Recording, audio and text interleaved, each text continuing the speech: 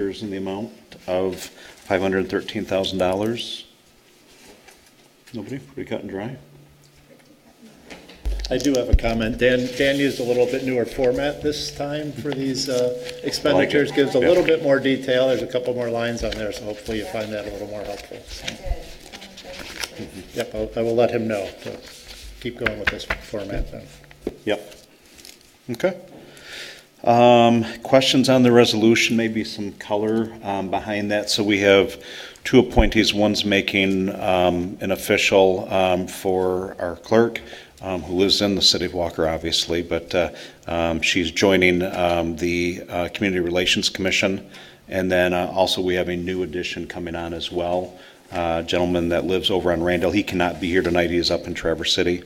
So I did have a pretty good conversation with him last week. He has a couple of references that support the desire to serve and the background that he's going to bring. So I'm looking forward to it. Longer time resident of the city, so that is Greg Gastra, who's on the agenda. So that resolution basically will just be officially appointing our clerk to the committee, and then also Greg in there. And I would also add, it's been nice to have, Sarah's been very helpful with the notes. As we're trying to reestablish that committee a bit and where we're going with it. So looking forward to that. So I have a question. In the future, can we get the application from outsiders? Obviously, we know Sarah, we wouldn't want, Yep. I don't need hers, but, I don't know who this guy is, so Yep. just to have some information included for future, that would be helpful. Yep. And I will be happy to own that miss, because that's something I should have mentioned and didn't think about it. So all good. Okay. All right. That is it for basically the consent agenda. We could probably jump into manager and commissioner comments. All good? I'll start to the right then. All right.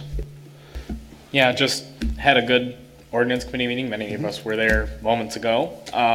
Lots of good discussion, some interesting stuff proposed. I think the fence stuff will be something we pursue in some capacity. And then the allowance for senior residential housing that at market rate, that was a really interesting and thoughtful proposal from some folks who are looking at developing in the city of Walker. I think senior housing is something we've talked about pretty extensively, and the need in our area would be, the project gets talked about as first ward senior housing. So we'll be looking forward to further discussion on that proposal. Talked about some business licensing stuff that was a little bit of cleanup, but most of it was existing business, and we'll look forward to seeing all of it move through the process. Okay. Thank you. Commissioner Glanville? Yeah, just a couple of things. Something we talked about earlier, and I just wanted to mention for the benefit of the group, I was asking the mayor about some old business we had discussed a couple weeks ago related to committee descriptions.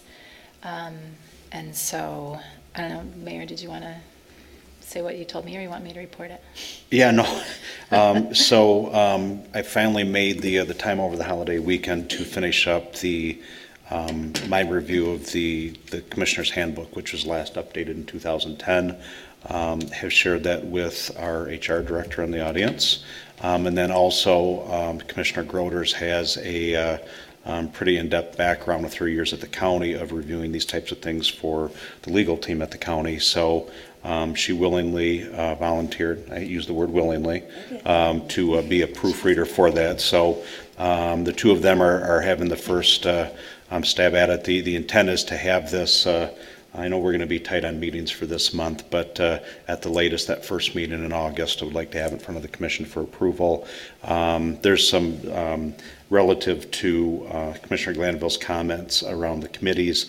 There is updates to the committees and their purpose, the frequency of the meetings, and those are types of things. And as we were talking about this afternoon, this could be a nice area nice opportunity on the website to have an area that you could have a description of each committee, click on that hyperlink, and then actually go into that and see this is what that committee entails, this is how often they meet, this is what's going to be required of me, and maybe make those connections of how somebody could contribute, and then they can decide at that point to apply or not online. So we'll be taking out of the Commissioner's Handbook, the description of the committees, and just giving, it's not meant to be a multi-page thing on the website, it's meant to be a narrative. This is what the mission and the vision of that respective committee is, whether it's statutory or not, and I think those will be some good updates.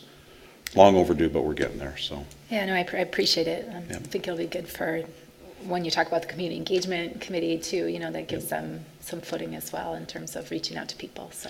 And one of the things we've, that even just in conversations with the clerk is that as to the point of the applications on they'll go forward as we get these, hoping that this can be maybe facilitate some newer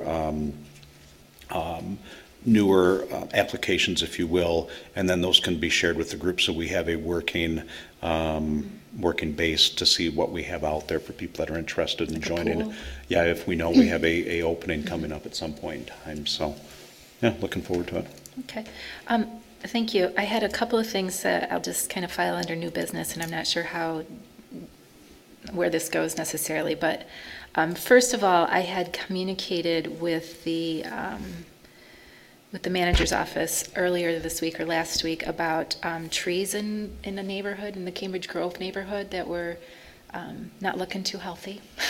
So, and I know that work is being done on that, and I appreciate that. But I was curious if there's going to be follow-up with, or if there was follow-up with trees that were planted in other neighborhoods. I don't know if anybody has brought those to anyone's attention or not, but is that something we would go out and just be proactive about checking on those? Or are we waiting to hear from others? What's that look like? Carol, what we do is the property owners are given an information packet, and that packet covers watering and general care of the tree, including removing the supports after a certain amount of time so they don't grow into the tree. And we also provide a water bag, called a gator bag. It's one of these green things that will drip irrigate the tree. But we don't go out after that installation period and look for trees that may not be thriving. Each tree that goes in gets a 1-year warranty, 1-year guarantee. Once you're past that, it's really up to the property owner to maintain the tree. Okay. So- Yeah, because the concerns that I had and that the people who had contacted me are that they maybe weren't even planted properly, and I'm not sure a homeowner would know really what to look for. They would just assume a nursery planted the tree the way it's supposed to be planted, so. Well, in this specific case for Cambridge Grove, Yeah. there were some trees that either weren't what you would call grade A quality and or planted appropriately. So those, Dan and Megan have already reached out to the installer and said, here's a list of trees that you need to essentially replace. Not every tree is going to make it anyway. Right, There's a obviously, certain, right. but if we start with bad stock, I can guarantee you that we're going to lose a lot of them. So in this case, it sounds like some of the trees that went in weren't the quality that we require. So then we hear back, we do an inspection, and then we make the list for reinstall. Okay. You don't want to reinstall those in summer, it'll probably be a fall Sure. thing.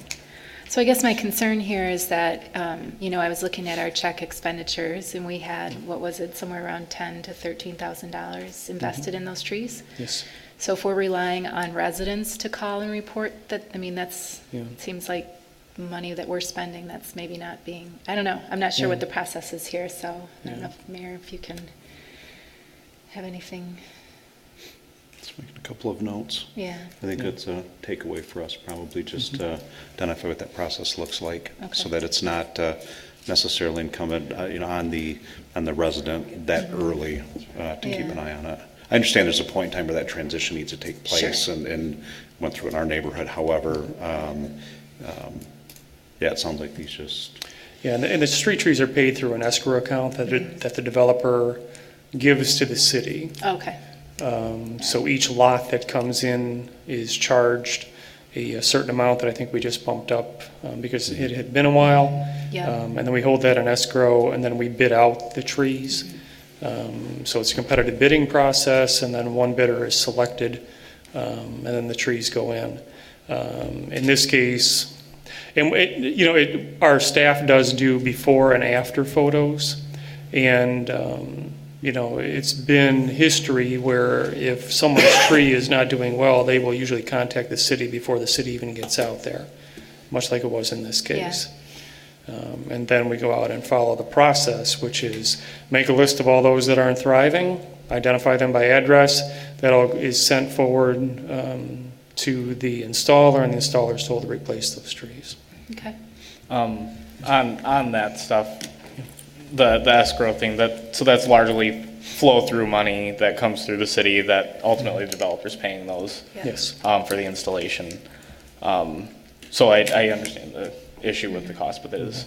Yeah. But the other thing and I understand the role for taking and I'd love to see us take a proactive role, but largely that's on code enforcement, right? And we have the one person who's not full time on it. So that's a challenge and something that maybe we look at as a commission and setting priorities for, I can't tell you how many times I'm bothering Megan about different things that different folks in the city have issues and we're sending her out a lot. Maybe we take a look at investing more into code enforcement because we do want to do things like be proactive on trees but that may be a next budget cycle issue, but something to think about for, I think, all of us. Well, maybe we could even do a follow-up letter to the resident. So instead of sending Megan out, just remind the resident, hey, it's been 30, 60, 90 days. How's your tree? Yeah. Yeah. I have a thought on that. We have volunteer officers that patrol, correct? Yeah, they're not they could tell if the tree's dead or not. That's typically we try to keep our volunteer officers, I see the chief just walked in, our volunteer officers out of code enforcement. We had talked in years past about having them help us with temporary signs, and we would prefer that our code enforcement people do code enforcement just to avoid issues. And I will say that the species of tree that was selected for Cambridge Grove and the other places this this spring was a species that can be a challenge. That's the first time I've heard of, in all the years I've been doing street trees, that we had a problem with more than a couple of trees. And that's either the vendor or the installer, or what's probably the case, the quality of the original stock. Do we have a process, so somebody builds that new plat, and before the city accepts that street, accepts that new plat, it comes to the commission? And so maybe we could divert back to engineering that these trees be on their checklist. For, as far as accepting that process and, But the trees are installed based on a list of occupied homes. So we don't send the bid out until we get a good pool of occupied homes. Okay. Will often occur long after any of the engineering stuff is done. So the trees are planted later. Yeah, they may go in 6 months after a plat is approved finally, just because we want a competitive bid. So the more trees that we can put in the bid, the better the price is. So we usually wait till we get 15 to 20 trees. I think this last one was a pretty big shot because we had quite a few homes going in. We asked for an extended warranty, or we'll say a 3-year warranty or something. What would that do? Would that raise the price that much, or? Yes. Okay. So what if we, when we give them their, what do you call it, feeder bag, water bag? Gator bag. What if we do that and we give them something that says, have them do a warranty for their tree for like, what is it, a year? Yeah. Say if it's not doing well, Yeah, let us know. They're given, Something we can like a easily little do letter that. with that Yeah. feeder bag that says, you have up to 12 months to report your tree not being. I mean, that way we're not sending someone out, it's going with the packet. It's kind of like when you buy a computer, you can opt to register it, or maybe register is not the right word I'm using, but just saying that, then they know, hey, they read over their little packet. Everyone, and I'm not sure if this vendor supplied it, but what they've been required to do in the past is give an information sheet that says, here are the steps you need to do to take care of your tree, and follow those steps. So again, this is the first time we've run into a problem with more than just a couple of trees. And with that selection of pear, we went with just because of cost, essentially. We were limited, and that's why we had to change the cost on this one. But some of those smaller pear trees can be tough to get going. And just because they don't make it to start with doesn't mean they won't bounce back either. We've had the trees that we put in a community park, the 2 maples to the north, dropped all their leaves, looked dead. I took a look at them. The buds were, there was still life in the tree, and then they popped back later in the year. So there's a transplant shock that happens anytime you pull those things out of the ground. It's literally called the transplant shock once you disturb the root ball. But we will definitely take all of your comments and make sure that all gets on the information sheet for these folks. And specific to Cambridge, we're already in the process of following up to get those trees switched out. Somebody else will pay the bill. Yep, that's a developer's escrow. All right, thanks. I got one other item that's kind of a new business thing. And I think everybody's been introduced to Feeding Walker Kids at this point. Is everybody familiar with that program? So they have submitted an application to Meyer for their, oh gosh, it escapes me now. I didn't have it written down. They have a grant that the LGPA or LPGA funds. I have a picture of it. At any rate, they had written this application, and they're kind of waiting to hear back. How it works is they choose a local, a very local community organization that works with hunger relief and that sort of thing. So it seems like Feeding Walker Kids is right in line with their mission. It is a Simply Give program.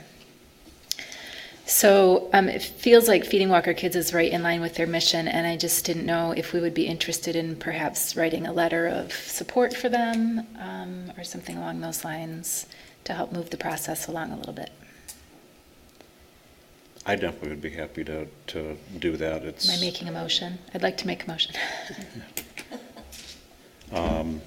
There was an announcement too that Meyer had earlier, I think today, about something around that.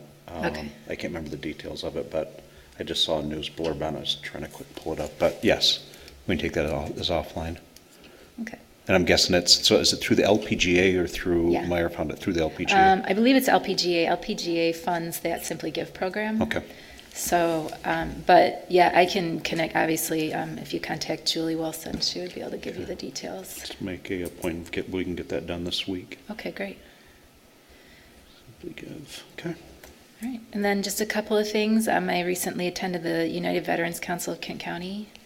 They have a monthly meeting. I think I notified all of you about that. So I was able to go, learned about some really great programs they have, and I'm going to be going to the graduation ceremony they have. They have an alternative recovery kind of incarceration program where they work with veterans to give them really the 360 care they need, socially, emotionally, if there's drug abuse or anything going on. So they're set on different probationary periods depending on the crime, and then given all these services, and they are having a graduation ceremony that I'll be at this week. So it sounds like a great program. I'm excited to learn more about it. We had a great meeting with the Friends of Walker Trails with our presentation, and Commissioner Gruters was there as well, related to the dredging project, so a lot of good information there.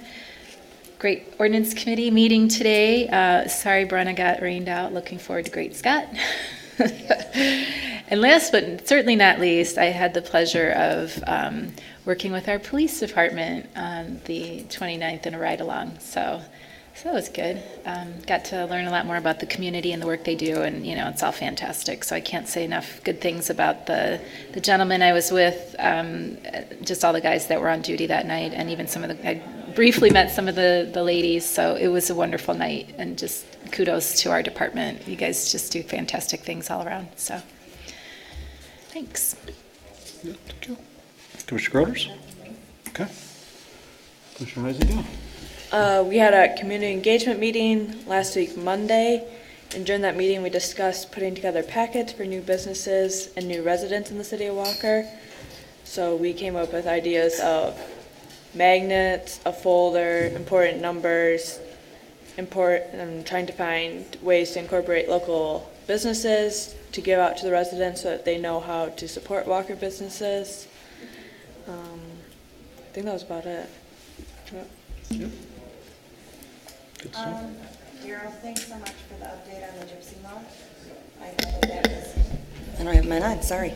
I thought that was very informative, and I was glad that things are looking better than what they had, and it's a pretty positive report compared to what some other cities are dealing with. And then also, I was gone on vacation last week on a boat trip in Manistee, but I want to tell you that it was fun to keep in touch with the city on Facebook. I loved all the little Facebook posts by the City of Walker Police Department and the City of Walker itself. It was just kind of fun to be able to see what was going on in the city, even though I was not in the city. So thank you for that. Commissioner Kent? I'm all set, thank you. Managers, couple minutes left. I just have one item, so I'll be brief. Wednesday, July 17th at Fire Station 2 upstairs, we'll be holding 2 master plan meetings to keep this process going. From 5 to 7, we will have the South Walker Open House. And then at 7 o'clock, we will review the first draft of the Alpine Bristol Neighborhood Report. And as part of that, we met today with English Hills Golf Course owner, Kim, and who's of the Langlois family. And we met with her and we talked about her concepts for the property. So that I thought that meeting went very well, and we will include her comments in the draft report. So if you can make it on July 17th, starting at 5, it's come and go. Don't have to stay for the whole thing, but hope to see you there. Thanks. One quick item, and Roxanne already hit it, is just the gypsy moth report. Hopefully you all had a chance to review that.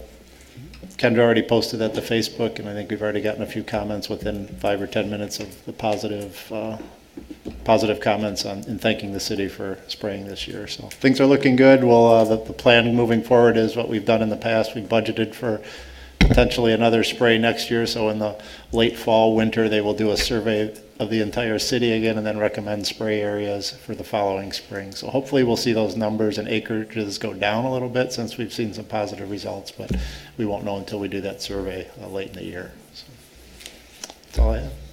No, and I think Commissioner Shaney has some good points about that. We've stayed ahead of it, and the results obviously are very positive. They continue to be, so good area of focus. All right, so we have about a minute to go. I'm going to actually hold off, and I'll wait until the end, and we'll get started here in just a minute. If anybody needs a quick beverage, all the bodies here. Guys, there's seats in the front if you want them. You're welcome. We don't bite. We don't bite. Usually the last ones in have to sit there, so.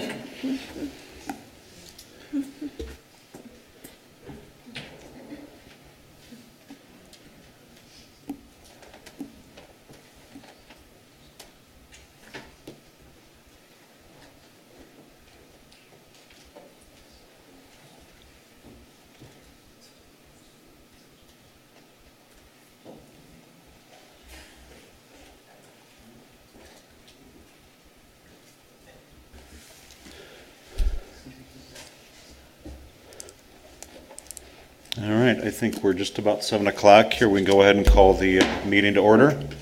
I'd like to invite Commissioner Heisinger to deliver the invocation this evening. Will you please pray with me? Heavenly Father, we come to you today asking for your guidance, wisdom, and support as we begin this meeting. We thank you for the opportunities to come together and gather on this day. We ask for your hand of blessing on this meeting, and we ask for your guide and direction on this meeting that is full of wisdom, productivity, and respect for one another. Amen. Thank you. I'd like to invite all of you to join us for the Pledge of Allegiance. I pledge allegiance to the flag of the United States of America and to the republic for which it stands, one nation, under God, indivisible, with liberty and justice for all. Thank you. If I can ask the clerk to call a roll, please. Mayor Carey, Present. Commissioner Heisinger. Present. Commissioner DeShane, Present? Commissioner Kent, Present. Commissioner Groders, Present? Commissioner Glanville, Present. Commissioner Gilbert. Present. Thank you. All right, and then we have, next on the list is the approval of the minutes from June 24th. Look for a motion to approve those. I'll make a motion. Motion from Commissioner Heisinger. I'll support. Support Commissioner Groders. Any other discussion? All those in favor, please say aye. Aye. Those opposed? Approval is passed. And next, we have the swearing in of our new fire chief. So, Chief Pelton, we'll call you up to the podium here with the clerk, and if the family wants to get pictures, of the fire department wants to get any pictures here, now's the time. Raise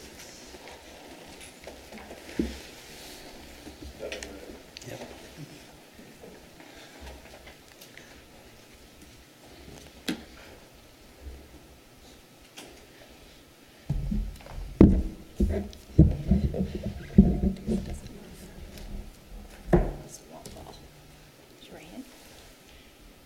Do you want to just repeat after me, or did I do it at the end? I'll repeat after you. Okay. Do you, David Pelton, solemnly swear to support the Constitution of the United States? I do.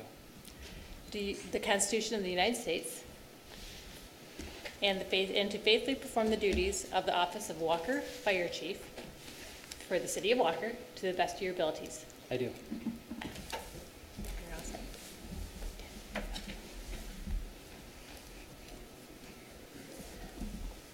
Thank you.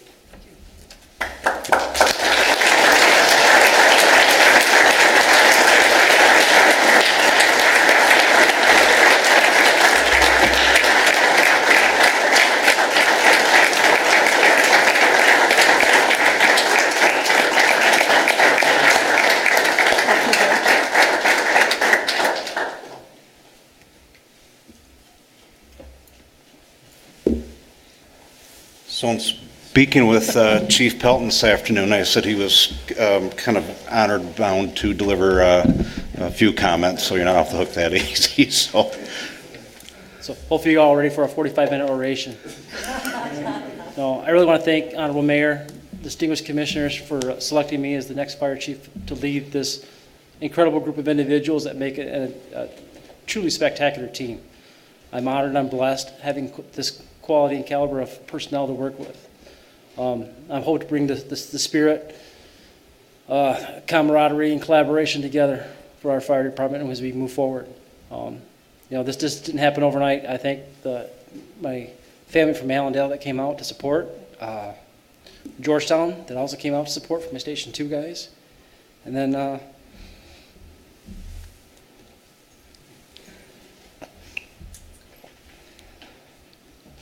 I'm sorry. it's all good, Chief. Anyway, just thank you very much for having faith in me and bringing this department forward. And together, I look forward to doing some great things. So thank you. Thank you.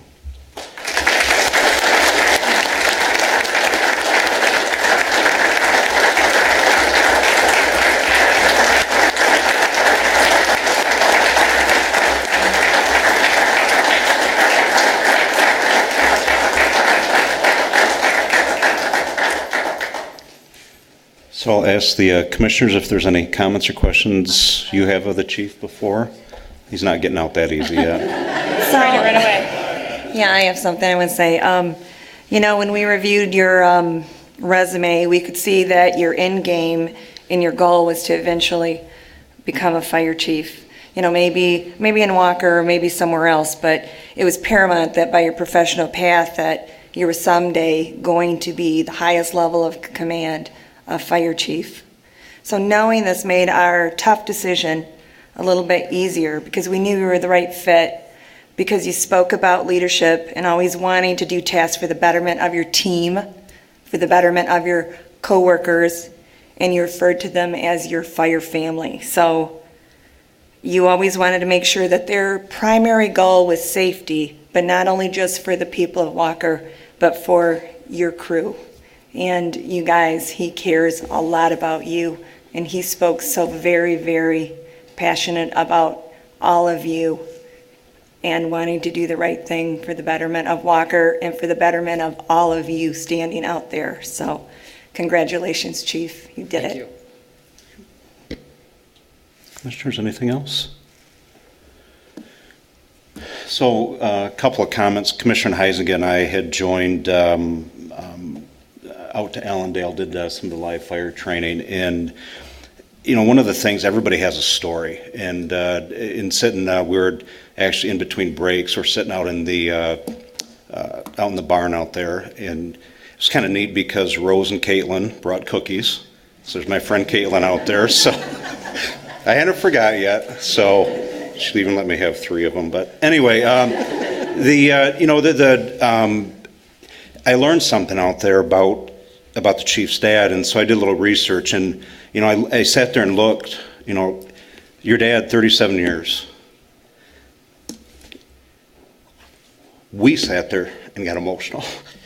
You know, it was a tough thing because you lost your dad in the line of duty, and so I did some research afterwards, and I had a couple of notes. And you know, when I look at the things that are hallmarks for you, one is your dad had fire safety education and training as hallmarks, and that came through, you know, loud and clear during the interview process. And I learned that out there in that barn that day. And then your dad had this vision of looking into the future, and it is something that I have no doubt you will implement your own version of this on this department and help protect the city in the years to come. So I cannot be more excited. We all have those moments. You know, in time, mine was sitting out there in the trying to catch the breath a little bit out in the barn there, eating the cookies and stuff, and learning a little bit about Chief Pelton. So it was a cool day. Honored to be able to have you as our fire chief for the city, and thank you all for all those that have came out tonight. So, thank you. Thank you. And I'd be remiss to say you have a little cake and coffee over at Fire Station 2 afterwards. So, Yes.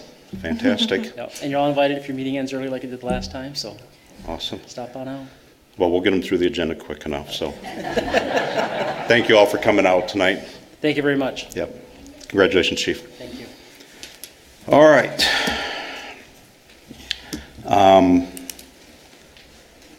Consent agenda, any questions on the expenditures? We have in the amount of $513,242.16. Are there any questions? Otherwise, I'll entertain a motion to approve the expenditures. I'll make a motion, we pay the bills.